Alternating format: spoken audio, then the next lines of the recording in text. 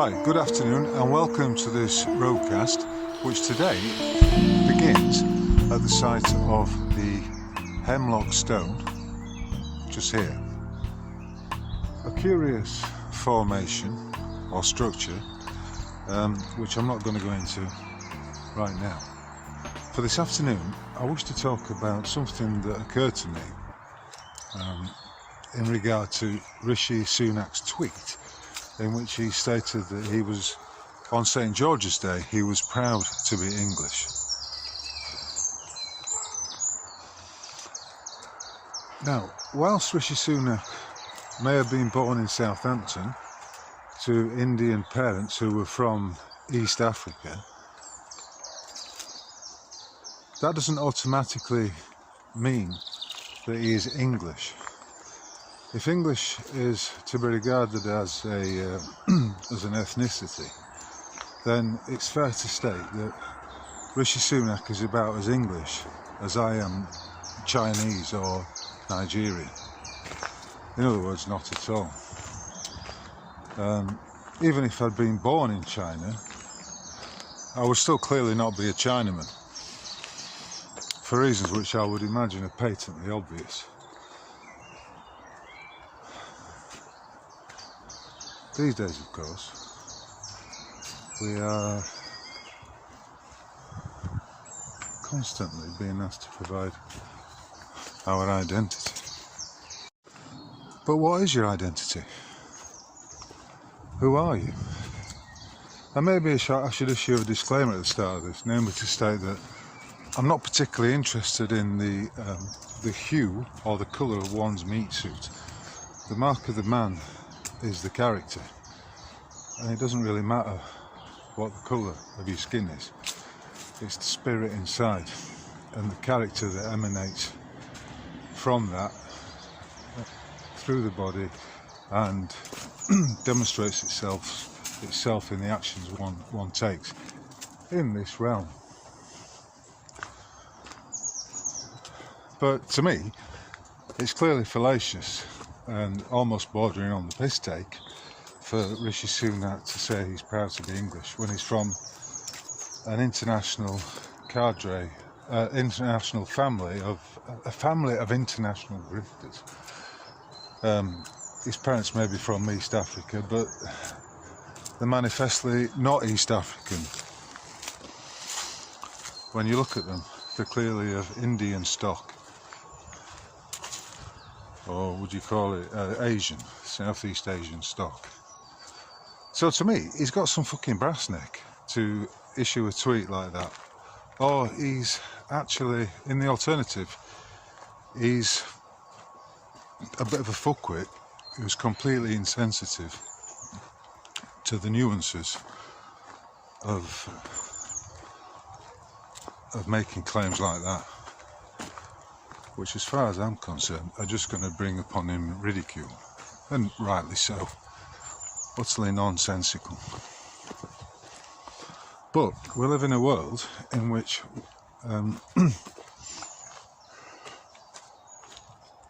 one's identity is of some significance, because the whole world is trying to get you to identify with a collective, rather than identify with your true individual divine sovereign self.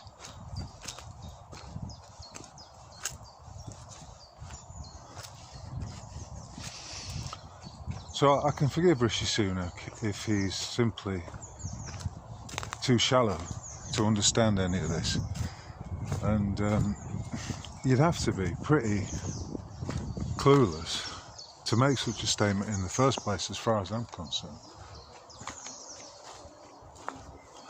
But so it goes, and if there's one thing Rishi Sunak is, he's a profiteering international grifter who's in the employ of the international cadre that is fronted by the World Economic Forum and the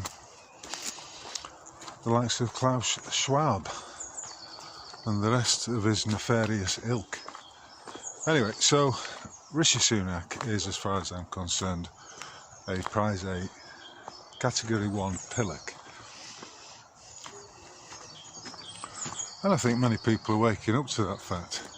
I spoke in last week's podcast a little bit about the chemtrailing that's going on. And this morning I was up early and I looked out the window. The skies were blue at 6 o'clock in the morning. But already there were a couple of jets up there streaking their way across the sky, and even behind them chemtrails which are demonstrably not contrails. I think that argument's been done to death, and anyone that's still falsely claiming chemtrails are contrails is on the edge, if not actually a disinformation, on the edge of being, if not actually, a disinformation agent. Because although this is a world of lies, in which falsehoods are accepted as truths, and people take authority as authority rather than the facts of the matter or the truth, it's important to counteract all this bullshit and call it out for what it is. So I'm calling Rishi Sunak out as a shallow, barefaced liar who's simply engaging in a PR campaign designed to make him appeal to some voters who were of a more liberal hue, shall we say.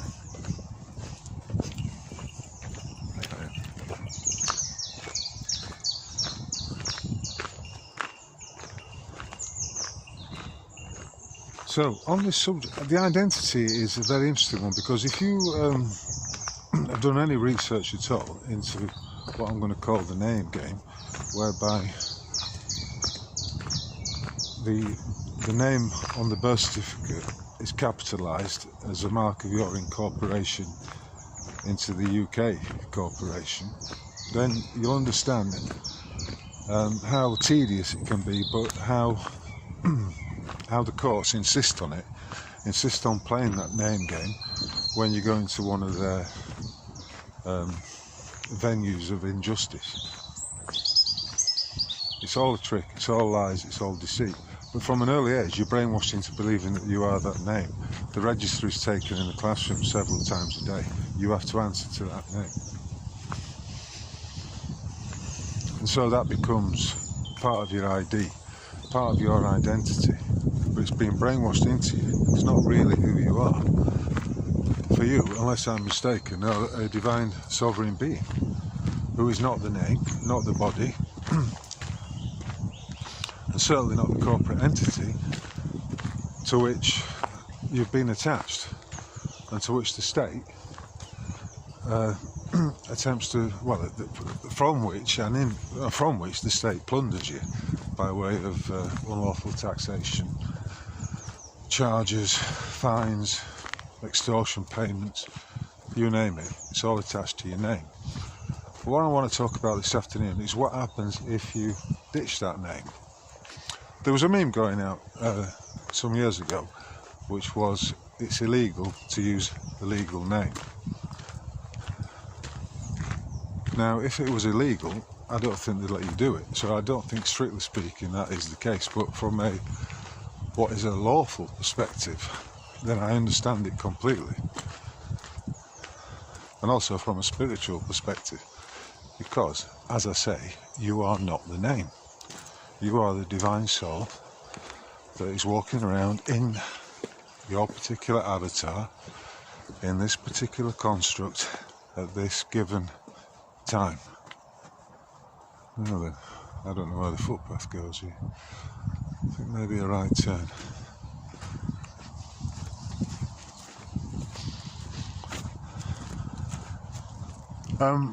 One analogy is to look at it as a piece on a token on a monopoly, in a monopoly game. Well, quite clearly, when you play Monopoly, you have a token. It could be the top hat, the dog,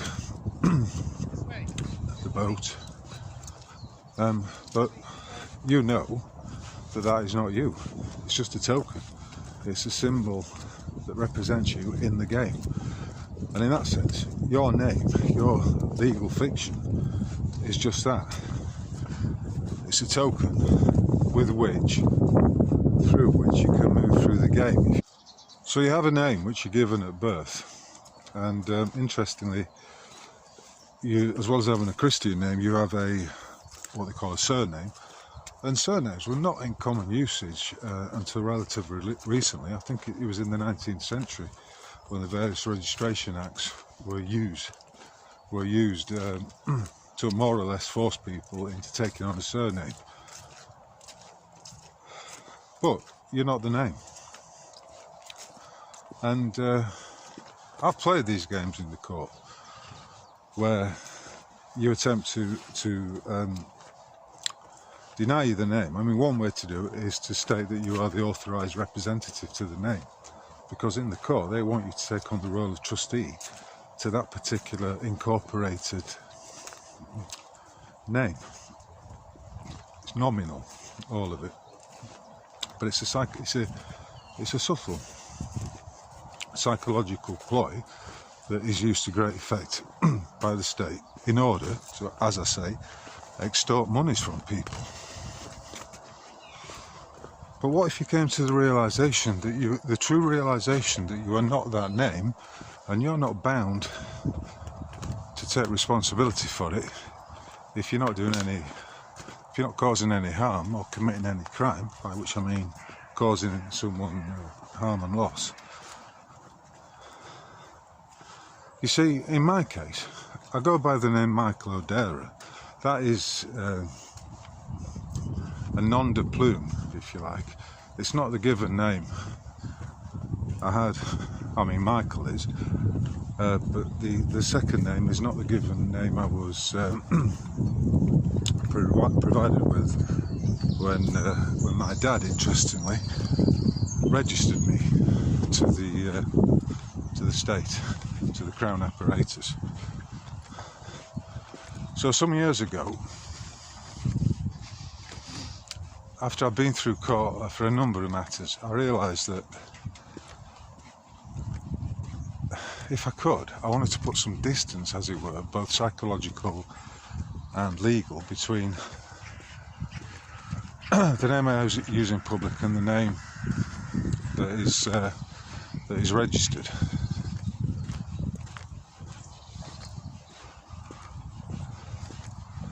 So Michael O'Dara is not my registered name. My family name is Kay, which is a traditional Yorkshire name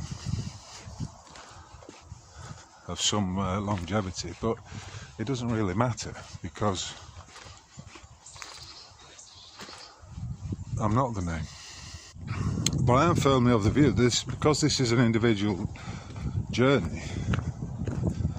You are exactly who you say you are. You're exactly who you believe yourself to be. If there's one thing I do know, you're made in the image of God. So people need to rise up to that knowledge and hold it.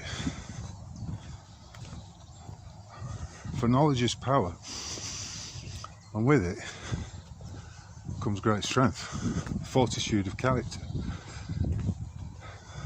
So the character is signified by the name, but really it's all fiction. That's why it's called a legal fiction, for you are not the name. Just like a photograph, someone says, is that you? In a photograph, you can quite honestly say, no, that is not me. I am here inside this body, this meat suit that I'm travelling around in. I'm a divine soul, blessed by the Creator. You know, and this goes deeper and deeper because we then get drawn into the egoic aspect of it all, where people take great pride in their names, in their family lineage. For whatever reason, whilst I do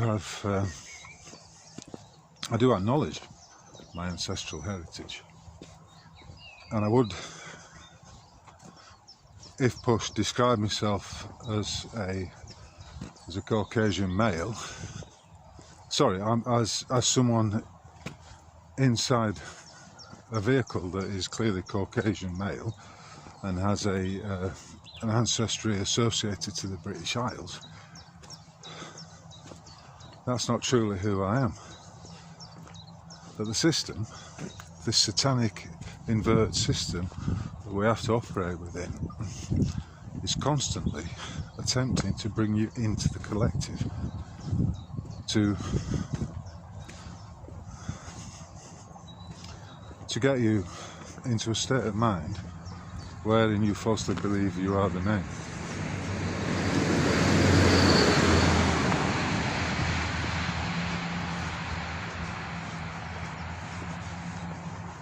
And when you think about it, when you get your head around it, it is all nonsense. But for whatever, we can bluster and complain and moan and groan as much as we like about it, but we are here in this construct, and in many ways it is a kind of game. Or, I mean, you could see it as a playground for your soul, or as a classroom for the soul. Either way, your spirit is here to go through various experiences and grow and develop, and in that regard, I'd say it's character forming, and these lessons that you learn from lifetime to lifetime don't go away, they stay with you, and they remain a part of your divine character. When I was a boy, there were a lot of eccentric people living in Huddersfield, and people were easy with that, and it was always stated of these types that they were simply characters. Jeff Wood, he's a bit of a character, isn't he? Yeah. Alright.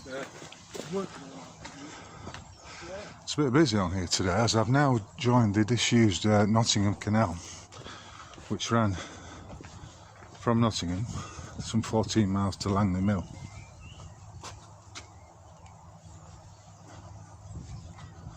And as I've said before, it was interesting insofar as it didn't have any locks, because it followed the contours of the land. It was all one level. Yeah, so if you truly know who you are, and you're able to ditch all that mind control, all that induction that you took at school, whereby you were answered to a register, calling out your name several times a day, then you'll see that the fear just falls away, and it becomes very much a different game.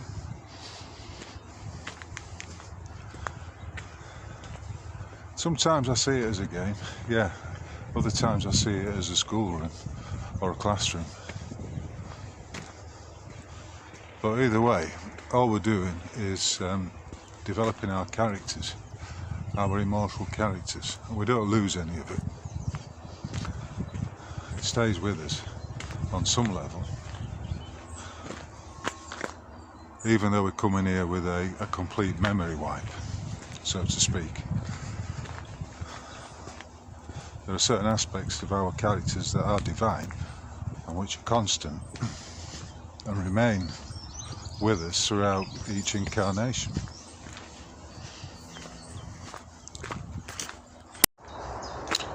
You might ask the question, why is the state so keen for me to become, or to falsely believe myself to be the incorporated legal fiction? And the answer to that, I think, is quite simple. The state is about, as Jason Brashears would call it, dungeon programming. In other words, drawing you in through all the fear porn and all the usual methods of mind control into a collective mindset. When there is no safety in that collective mindset, But there is lots of opportunity for you to be deceived, defrauded, abused, the rest of it. And the antidote to that, the opposite of that, is individualism. And when I say there were people around when I was a youth who were described as characters, I mean, they may have been gregarious, stubborn. There were certain characteristics about them that made them perhaps eccentric. And an eccentric is one thing, and that is staunchly individual. So you begin to see who benefits from this this system of identity, of legal fictions. And it certainly isn't the individual who is unaware that this game is actually taking place, let alone that he's party to it. Because, you know, we're very trusting, and we do tend to believe that our fellow beings have our best interests in heart, and that we naturally wish well for everyone. But unfortunately, this realm is not like that. This realm is very much a predator, construct, and in a world where there's a lot of predators, you need to have your weaponry and be able to defend yourself through your ability to think critically, to see through the lies, to call them out. So I would argue, in summary, that the name game is a significant aspect of one's journey through this realm. The realization that you are a sovereign individual is the ultimate game, the ultimate winning card, if you like, in a system, in a construct of tyranny and oppression, whereby all of it is geared to sucking the individual into the collective mindset.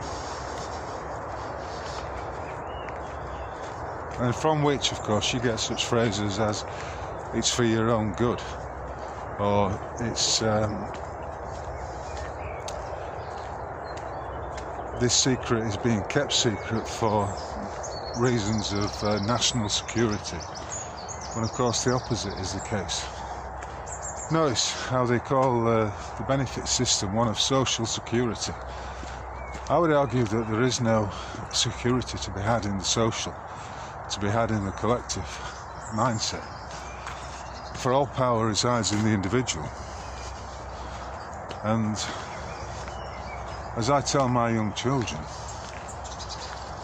be yourself, be who you are, and grow your personality.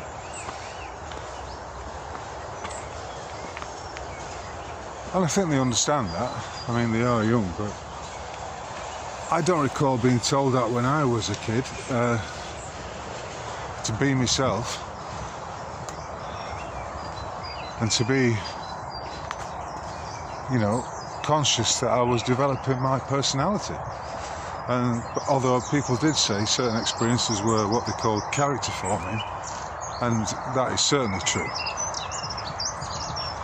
you know, and who can deny that particularly tough experiences result in a certain toughness of character in the individual who's been through them. So, in conclusion, I'd say we're in a game, a dastardly game at times, in which to win you have to realise that you are a sovereign individual. You have to escape the dungeon programming or the collective mindset, for it does you no good, and it's based entirely on a foundation of lies. The prime one being the legal fiction that is constructed with the registration of the birth. Anyway, I'm going to end it there today, because this is only supposed to be a short one, and to come back to the original starting point of this broadcast, Rishi Sunak, Just because you're born in a certain place does not make you of that ethnicity. As I said, if I was born in China in this form, that would not make me Chinese, even if I was able to get myself a Chinese passport. But ultimately, you're not the meat suit. You are the individual that's walking around in this particular avatar, and that's the fact of the matter. That's the truth. Anyway, if you've enjoyed this rogue ramble, and I see no reason why you shouldn't have, then maybe you'd like to show your appreciation and leave me a donation via the Buy Me a Coffee button, and subscribe to my website. You'll get a notification of each article that goes up. And if you do buy me a coffee, please leave a comment. I've had some good feedback recently, and it's always appreciated, because sometimes, you know, it can seem a little bit lonely. But then again, if it's the journey of the individual, you've got to expect to be alone sometimes. And alone is not the same as lonely, as far as I'm concerned. Anyway, thanks for listening, and I'll catch you on the flip side. Cheers.